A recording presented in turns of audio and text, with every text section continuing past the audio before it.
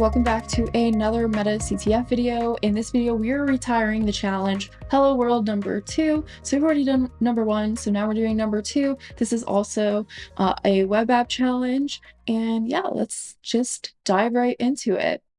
Now, the problem description says, seeing the vulnerabilities of his first website, he made another personal website. Can you find the flag this time? So this was referring to Mark's website. In case you did not see the first video, this is Mark's personal website before we were able to find a password in the comments of the HTML source code. And now it looks like they have made some changes. So let's see if we can find how they made the website insecure this time. We still have the password box here. I'm going to go ahead and view source again just to see, what is there.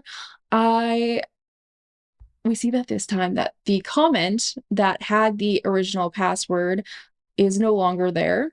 But we do see the PHP, or at least it was PHP before. And I think it's probably still maybe JavaScript.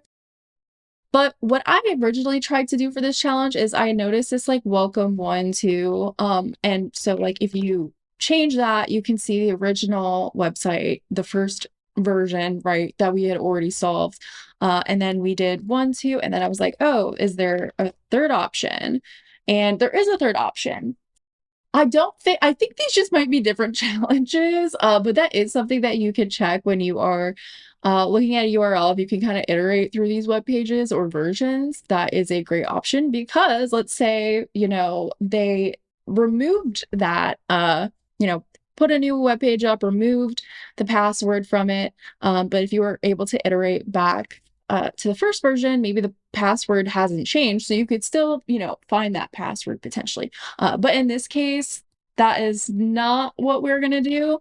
So we'll go back to this, and we see here, we have our head and then our body, but we don't have, it's not complete. So if you scroll all the way down here, you are going to see the JavaScript, and we do have here, we see if the password is equal to, and then we have this string,